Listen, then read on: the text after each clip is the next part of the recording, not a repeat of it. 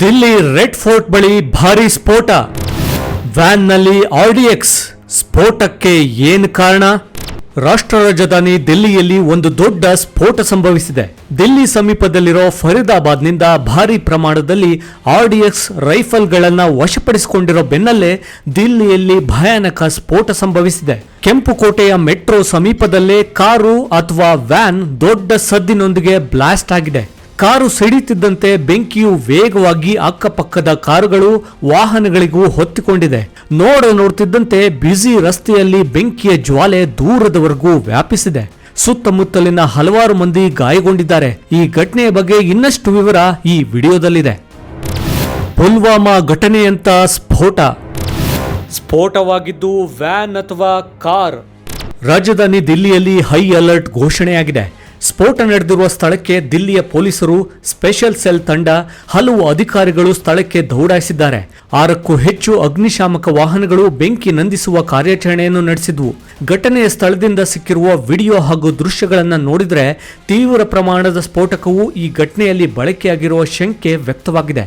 ಈ ದುರ್ಘಟನೆಯಲ್ಲಿ ಹಲವು ಮಂದಿ ಗಾಯಗೊಂಡಿದ್ದಾರೆ. ಕನಿಷ್ಠ 8 ಮಂದಿ ಸಾವಿಗೀಡಾಗಿರೋ ಬಗ್ಗೆ ವರದಿಗಳು ಬರ್ತಾ ಇವೆ. ಒಂದ್ ಕಡೆ ಭಾರಿ ಜನರು, ಪ್ರವಾಸಿಗರು ಸೇರಿರುವ ಚಾಂದ್ನಿ ಚೌಕ್ ಮಾರುಕಟ್ಟೆ, ಹತ್ತಿರದಲ್ಲಿರುವ ದಿಲ್ಲಿಯ ಪ್ರಮುಖ ಪ್ರೇಕ್ಷಣೀಯ ಸ್ಥಳ ಕೆಂಪುಕೋಟೆ, ರೆಡ್ ಫೋರ್ಟ್ನ ಗೇಟ್ ನಂಬರ್ 1 ಮೆಟ್ರೋ ನಿಲ್ದಾಣದ ಸಮೀಪದ ರಸ್ತೆಯಲ್ಲಿ ಕಾರು ಅಥವಾ ವ್ಯಾನ್ ಸ್ಫೋಟಗೊಂಡಿದೆ.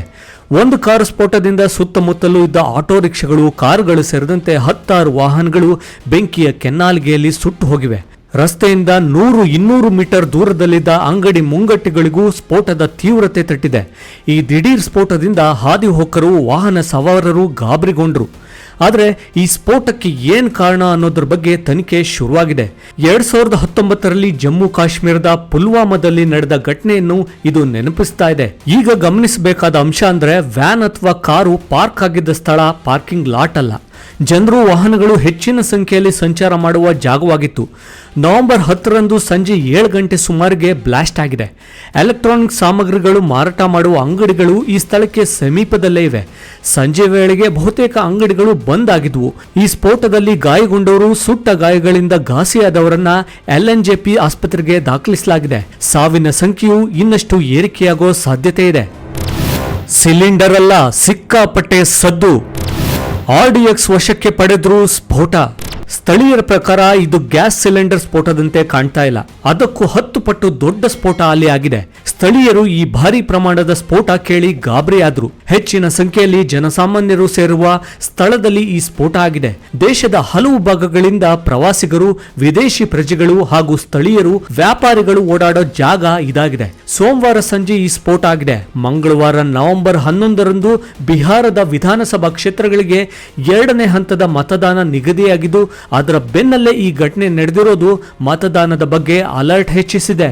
ಸದ್ಯಕ್ಕೆ ದಿಲ್ಲಿ ಸೇರಿದಂತೆ ಸುತ್ತಮುತ್ತಲಿನ ಸ್ಥಳಗಳಲ್ಲಿ ಹೈ ಅಲರ್ಟ್ ಘೋಷಣೆಯಾಗಿದೆ. ಶನಿವಾರ ಮತ್ತು ಭಾನುವಾರ ಜಮ್ಮು ಮತ್ತು ಕಾಶ್ಮೀರದ ಪೊಲೀಸರು ದೇಶದ ಬೇರೆ ಬೇರೆ ಭಾಗಗಳಲ್ಲಿ ದಾಳಿ ನಡೆಸಿ ಭಾರಿ ಪ್ರಮಾಣದಲ್ಲಿ ಸ್ಫೋಟಕಗಳನ್ನ, ಶಸ್ತ್ರಾಸ್ತ್ರಗಳನ್ನ ವಶಕ್ಕೆ ಪಡೆದಿದ್ದಾರೆ. ಅದರಲ್ಲೂ ಸ್ಫೋಟಕಗಳಿಗೂ ಡಾಕ್ಟರ್ಗಳಿಗೂ ಲಿಂಕ್ ಇರೋದು ಗೊತ್ತಾಗಿದೆ. ರಾಷ್ಟ್ರ ರಾಜಧಾನಿ ವಲಯದಲ್ಲಿರುವ ಫರೀದಾಬಾದ್ನ ಆಸ್ಪತ್ರೆಯಲ್ಲಿ ಕಾರ್ಯಾಚರಣೆ ನಡೆಸಿರುವ ಜಮ್ಮು ಮತ್ತು ಕಾಶ್ಮೀರ ಪೊಲೀಸರು 300 kg RDX, AK-47 ರೈಫಲ್ ಮತ್ತು ಮದ್ದು ಗುಂಡುಗಳನ್ನು ವಶಪಡಿಸಿಕೊಂಡಿದ್ದಾರೆ. ಕಾಶ್ಮೀರಿ ವೈದ್ಯ ಡಾಕ್ಟರ್ ಆದಿಲ್ ಅಹಮದ್ ರಾಥರ್ ವಿಚಾರಣೆಯ ವೇಳೆ ನೀಡಿದ ಮಾಹಿತಿಯನ್ನು ಆಧರಿಸಿ ಜಮ್ಮು ಮತ್ತು ಕಾಶ್ಮೀರ ಪೊಲೀಸರು ಫರೀದಾಬಾದ್ನ ಅಲ್ ಫಲಾಹ್ ಆಸ್ಪತ್ರೆಯಲ್ಲಿ ದಾಳಿ ನಡೆಸಿದ್ರು. ಈ ದಾಳಿಯ ವೇಳೆ RDX, ammonium nitrate, AK-47 rifle ಹಾಗೂ ಮದ್ದು ಗುಂಡುಗಳು ಸಂಗ್ರಹ ಪತ್ತೆಯಾಗಿವೆ. ಇದಕ್ಕೂ ಮುನ್ನ ಭದ್ರತಾ ಪಡೆಗಳು ಕಾಶ್ಮೀರದಲ್ಲಿ ಡಾಕ್ಟರ್ ಆದಿಲ್ಗೆ ಸೇರಿದ ಲಾಕರ್ನಿಂದ AK-47 ರೈಫಲ್, ಮದ್ದು ಗುಂಡುಗಳನ್ನ ವಶಪಡಿಸಿಕೊಂಡಿದ್ರು. ಇದರ ಜೊತೆಗೆ ಸ್ಫೋಟಕಗಳನ್ನ ಸಂಗ್ರಹಿಸಿ ಇಡೋಕೆ ನೆರವು ಕೊಟ್ಟಿರುವ 4 ಮಂದಿ ವೈದ್ಯರನ್ನ ಬಂಧಿಸಲಾಗಿದೆ. ಈ ಎಲ್ಲ ಬೆಳವಣಿಗೆಗಳ ಬೆನ್ನಲ್ಲೇ ದಿಲ್ಲಿಯಲ್ಲಿ ನಡೆದಿರುವ ಮಹಾ ಸ್ಫೋಟವು ದೇಶದಲ್ಲಿ ಸ್ಫೋಟಕ್ಕೆ ಆಗಿರುವ ಪ್ಲಾನ್ಗಳ ಬಗ್ಗೆ ಮುನ್ಸೂಚನೆ ಕೊಟ್ಟಂತೆ ಕಾಣ್ತಾ ಇದೆ. ಆದರೆ ಈ ಸ್ಫೋಟಕ್ಕೂ ಸ್ಫೋಟಕಗಳನ್ನ ವಶಕ್ಕೆ ಪಡೆದಿರೋದಕ್ಕೂ ಲಿಂಕ್ ಇದೆಯಾ ಅನ್ನೋದು ಇನ್ನಷ್ಟೇ ಗೊತ್ತಾಗಬೇಕಿದೆ.